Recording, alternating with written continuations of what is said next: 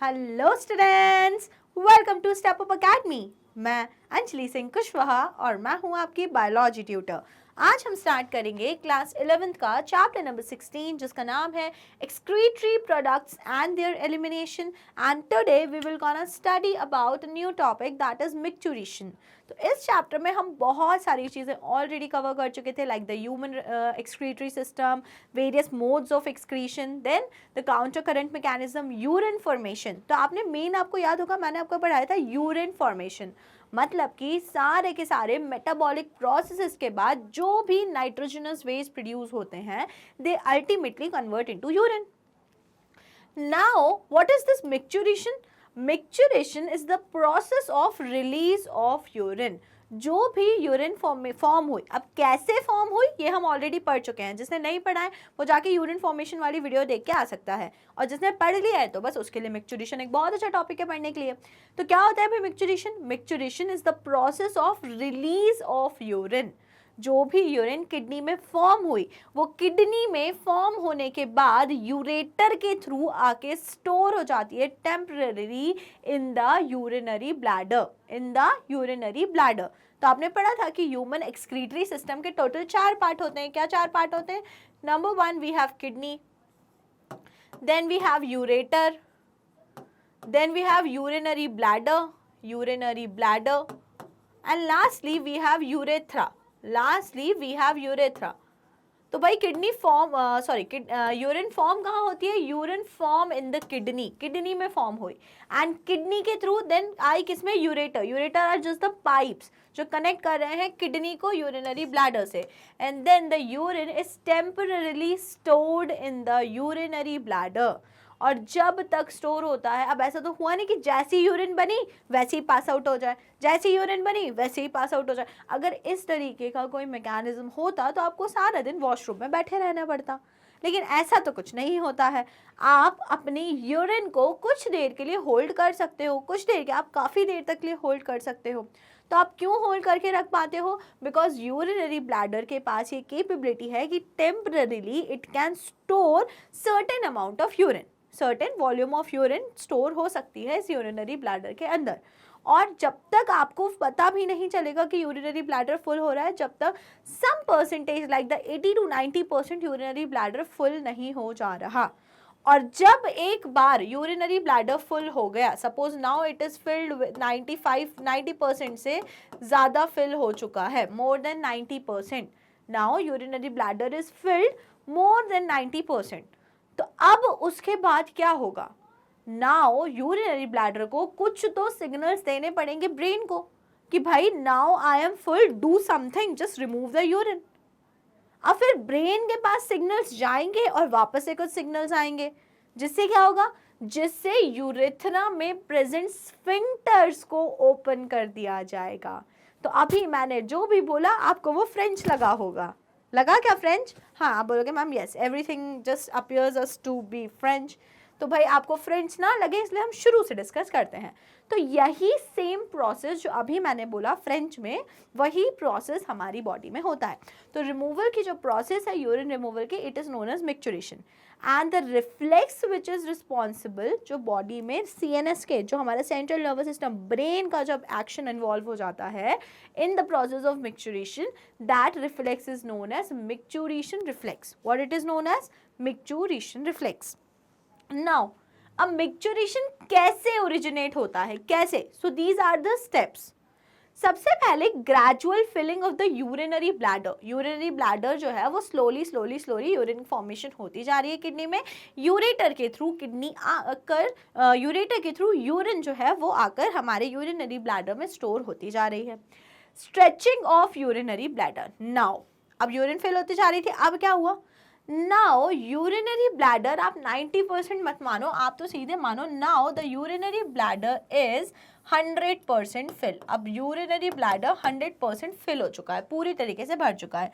तो जो ये इस शेप का यूरिनरी ब्लैडर होता है हमारा, ये यूरिनरी ब्लैडर जो है ये पूरी तरीके से टोटली ये यूरिन से फिल हो चुका है। अब एक बलून इमेजिन कर लो आप जल्दी से, सबको बलून इमेजिन हो गया? बढ़िया। ठीक है, तो जैसे अगर एक बलून है, मैं उसके अंदर एयर फिल करती जा रही हूँ, एक मैक्सिमम कैपेसिटी आएगी ना, उसके बाद क्या होता है, बलून फट जाता है। अब हमारा यूरिनरी ब्लैडर फटता नहीं है। क्या होता है यूरिनरी ब्लैडर में, आप जैसे ही यूरिन फिल करते जाते हो, मतलब आपका जो प्रोसेस है उसके थ्रू जब यूरिन फिल होती जाती है, now the walls of the urinary bladder stretch. आप बलून में हवा भरते हो तो जो बलून की वॉल्स होती हैं वो स्ट्रेच हो जाती हैं। बस सिमिलरली क्या होगा, स्ट्रेचिंग ऑफ यूरिनरी ब्लैडर, जो वॉल्स होती हैं यूरिनरी ब्लैडर की वो होने लगती हैं स्ट्रेच। क्या होने लगती हैं, वो स्ट्रेच होने लगती हैं। And there are stretch receptors present on the wall. तो जैसे ही यूरिनरी ब्लैडर वॉल्स स्ट्रेच होने लगती हैं, वैसे ही स्ट्रेच रिसेप्टर्स क्या होते हैं, कहाँ प्रेजेंट होते हैं, स्ट्रेच रिसेप्टर्स प्रेजेंट होते हैं on the walls of the urinary bladder. और ये स्ट्रेच रिसेप्टर्स एक्टिवेट हो जाते हैं and they send signal to the CNS, central nervous system के पास में इम्पल्सेस जाते हैं, कुछ सिग्नल्स जाते हैं। तो जो भी सिग्नल्स किसी ऑर्गन से हमारे ब्रेन तक जाते हैं, that signals are the motor signals, that signals are the sensory signals. वो सेंसरी सिग्नल्स हैं भाई, गए, ठीक है। तो क्या हुआ, यहाँ पे स्ट्रेच रिसेप्टर्स प्रेजेंट होते हैं, वॉल में क्या प्रेजेंट होते हैं, वॉल में प्रेजेंट होते हैं स्ट्रेच रिसेप्टर, स्ट्रेच रिसेप्टर। तो स्ट्रेच रिसेप्टर्स जो होते हैं वो सिग्नल इम्पल्सेस भेजते हैं टू द CNS। अब CNS क्या होता है भाई, CNS में जो इम्पल्सेस गए यूरिनरी ब्लैडर से, that are the sensory impulses. अब भाई CNS को पता चला कि भाई यूरिनरी ब्लैडर के पास से मैसेज आया है कि यार आई एम फुल्ली फिल्ड, अब पूरी तरीके से भर चुका हूँ, now it's time to remove that urine. तब CNS बोलेगा मैं अपनी तरफ से क्या कर सकता हूँ। तो now CNS will pass on the motor messages. अब CNS कुछ इंफॉर्मेशन प्रोसेस करके वापस से भेजेगा, कहाँ पे, वापस से भेजेगा यूरिनरी ब्लैडर में, ठीक है। कुछ प्रोसेस हुई और कुछ मैसेज अब यूरिनरी ब्लैडर में पहुंचा है। जैसे ही these were the sensory signals जो यहाँ से यूरिनरी ब्लैडर से CNS में आए थे और CNS से प्रोसेस होके जो सिग्नल्स वापस यूरिनरी ब्लैडर गए हैं, that are the motor signals. Motor signals के पहुंचते से ही कुछ प्रोसेस होगी। क्या होगी वो प्रोसेस, ध्यान से समझो। contraction of smooth muscle of the bladder and simultaneous relaxation of the urethral sphincter। क्या होगा, जैसे ही ये मोटर सिग्नल्स गए, मोटर इंपल्सेस गए, दो एक्शन होंगे। सबसे पहली बात, अगर आप एक balloon, again imagine a balloon, आपने बलून में पानी भरा और आपने बलून में पानी भर के उसके जो माउथ होता है बलून का, उसके ऊपर आपने एक नॉट लगा दी, गठान लगा दी। अब आपको बलून अगर खाली करना है तो आपको क्या करना पड़ेगा, आप खुद सोचो क्या करना पड़ेगा। सबसे पहली चीज तो आपको बलून को ऊपर से दबाना पड़ेगा, ठीक है, उसको बलून को कंट्रैक्ट करना पड़ेगा, कंट्रैक्ट। और जो गठान आपने लगाई है, अगर कुछ इस टाइप से इमेजिन कर पा रहे हो, ये देखो ये बलून है और उसके ऊपर ये ऐसे करके आपने नॉट लगा दी है, ये ऐसे करके आपने नॉट लगा दी है। ये कुछ अजीब सा जो भी बैगन टाइप का दिख रहा है, ये बलून है और आपने उसके ऊपर नॉट लगा दिया है। अब आपको इस बलून के अंदर से पानी निकालना है बाहर, तो आपको पहली चीज क्या करनी पड़ेगी, आपको वो नॉट खोलनी पड़ेगी, वो गठान आपको खोलनी पड़ेगी। तो जो भी बलून को भी आपने खींच के कंट्रैक्ट कर दिया था, आपको उसको रिलैक्स करना पड़ेगा, इस नॉट को आपको रिलैक्स करना पड़ेगा। और रही बात अगर इस बलून की बोलूं, तो इसको क्या करना पड़ेगा, आपको इसको दबाना पड़ेगा, कंट्रैक्ट करना पड़ेगा, ताकि अंदर से सारा पानी बाहर चला जाए। तो यही सेम प्रोसेसेस होंगे यूरिनरी ब्लैडर में। क्या होगा, जैसे ही CNS से, सेंट्रल नर्वस सिस्टम से मोटर इंपल्सेस आते हैं, वैसे ही दो एक्टिविटीज होंगी। क्या दो एक्टिविटीज होती हैं, number 1, there will be contraction of urinary bladder, there will be contraction of smooth muscles of bladder. तो ये जो आपको ब्लैडर दिख रहा है रेड कलर का, इट विल कंट्रैक्ट। ब्लैडर क्या होगा, ब्लैडर में सारी स्मूथ मसल्स हैं and that smooth muscles will contract हो जाएंगे। और साथ साथ में क्या होगा, अब ये ओपनिंग है, ये वही नॉट गठान टाइप की चीज है, यहाँ पे यूरेथ्रा में प्रेजेंट होते हैं स्फिंक्टर। यूरेथ्रा में क्या प्रेजेंट होते हैं, स्फिंक्टर। तो भाई यूरेथ्रा के जो स्फिंक्टर होते हैं, आप ऐसे मान के चलो एक लिमिट तक वो होते हैं इनवॉलेंट्री। कैसे होते हैं, मतलब एक लिमिट तक वो होते हैं वॉलेंट्री, कि आप स्फिंक्टर्स के एक्टिविटी को रेगुलेट कर सकते हो। लेकिन एक मैक्सिमम लिमिट के बाद स्फिंक्टर्स जो होते हैं वो इनवॉलेंट्री हो जाते हैं, अब आप उनको रेगुलेट नहीं कर सकते, ठीक है। तो अब क्या होगा भाई, जैसे ही रिफ्लेक्सेस आए, सबसे पहले क्या होगा रिफ्लेक्स के कारण, number one will be contraction of the smooth muscle of urinary bladder, bladder की स्मूथ मसल्स कंट्रैक्ट होंगी।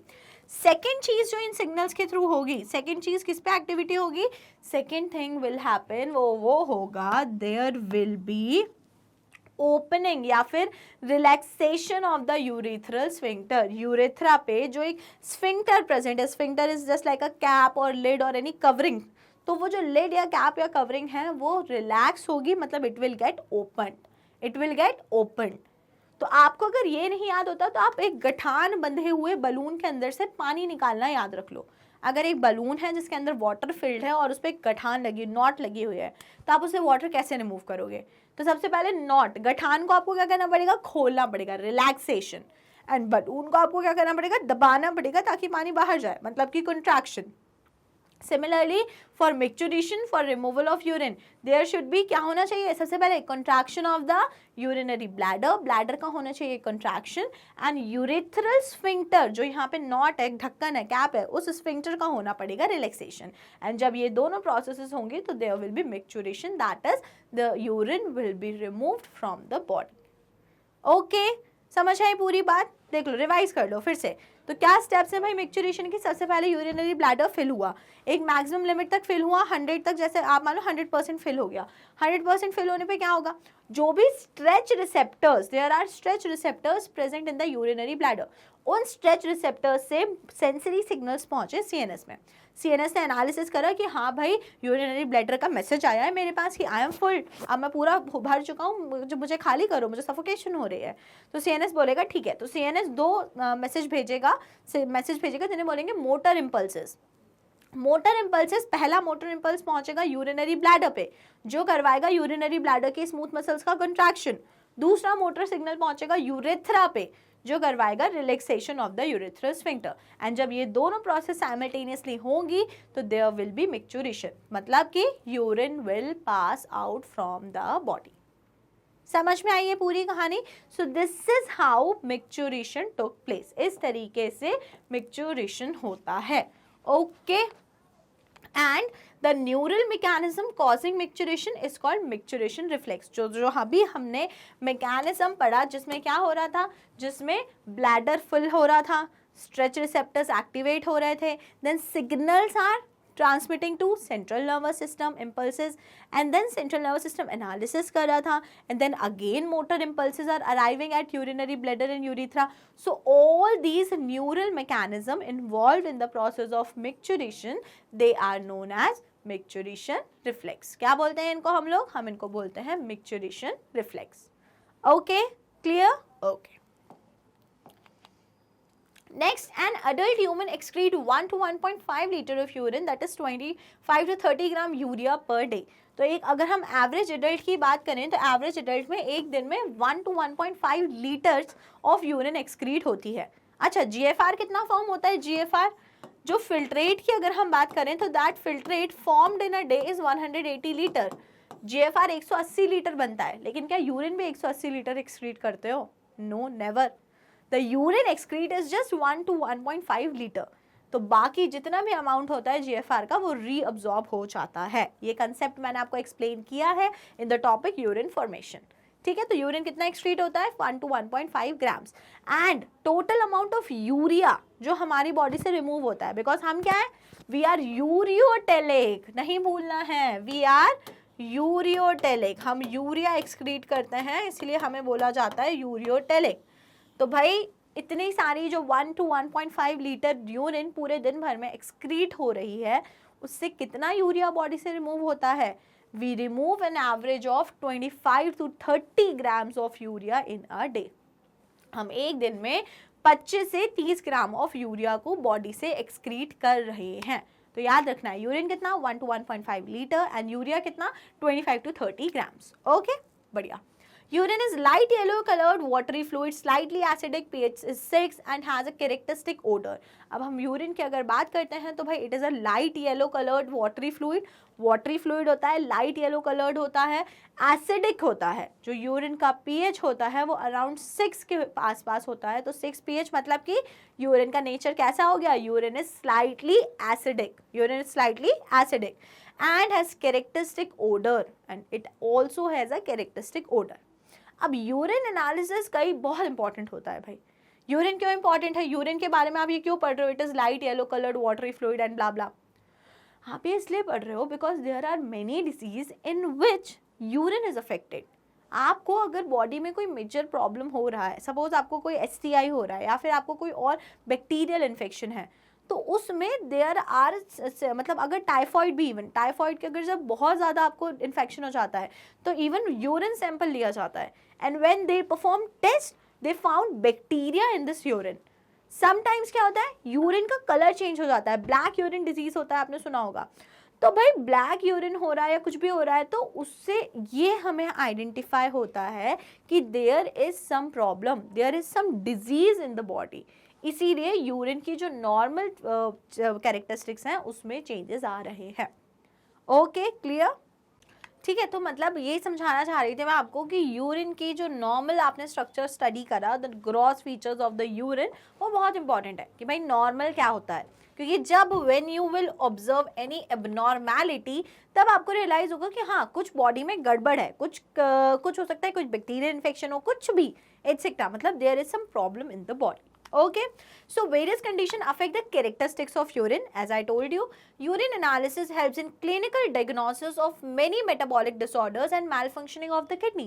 अब कोई अगर रीनल डिजीज है, किडनी से रिलेटेड कोई डिजीज हो गया या कोई मेटाबॉलिक डिसफंक्शन बॉडी में हुआ है, सो मैम अगर आपको बोलूँ सबसे पहला सिम्टम जो आपको ऑब्जर्व होगा वो क्या होगा? There will be change in the basic characteristics, जो नॉर्मल कैरेक्टरिस्टिक्स हैं ऑफ द यूरिन। यूरिन के जो नॉर्मल फीचर्स आपने पढ़े उसमें सबसे पहले कोई चेंज आएगा, और जैसे ही उसमें कोई चेंज आएगा you will realise that something is not okay in my body, there is something wrong, और आप डॉक्टर को कंसल्ट करोगे और सबसे पहले वो आपको लिख के दे देगा यूरिन टेस्ट कराओ जाओ, तो जिससे कुछ मेजर डायग्नोसिस डॉक्टर बनाएगा।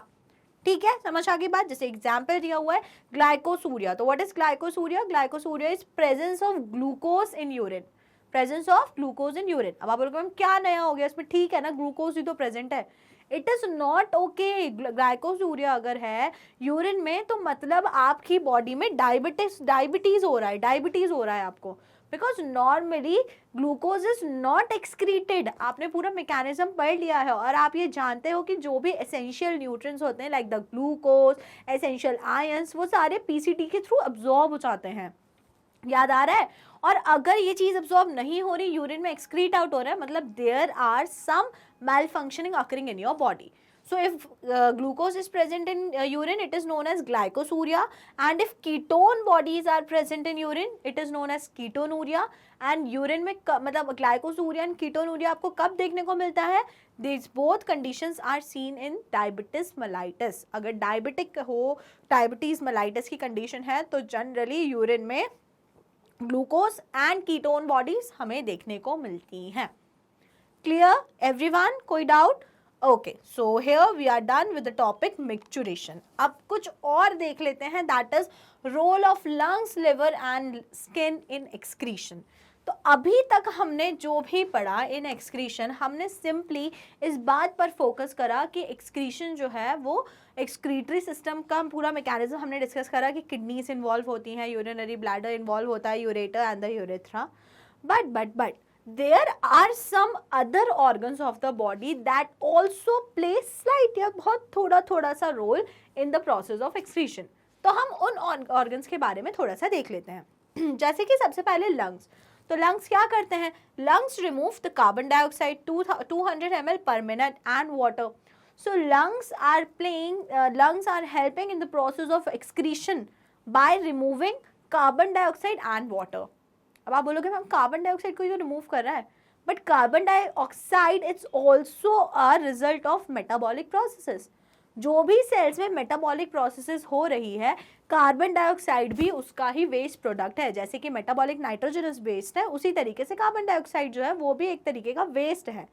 तो बॉडी से कार्बन डाइऑक्साइड को रिमूव करने का काम कर रहे हैं लंग्स।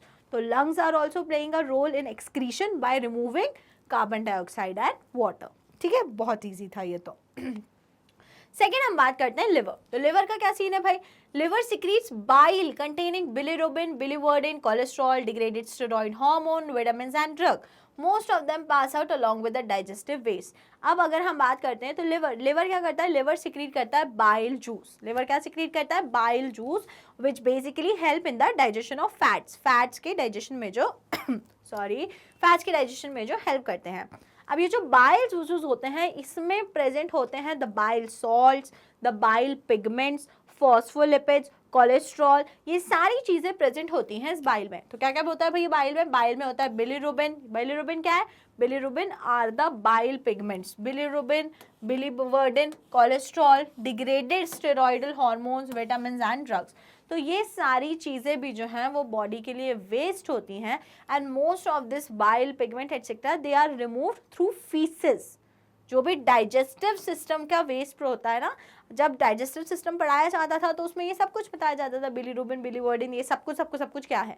लेकिन अब वो चैप्टर ही हट गया है तो भाई आप उसको पढ़ाने का सवाल ही नहीं उठता. लेकिन अगर आपको पढ़ना है तो मुझे कमेंट सेक्शन में बताओ, मैं आपको अलग से डाइजेशन को शॉर्ट में कुछ भी पढ़ाने की कोशिश कर लूँगी.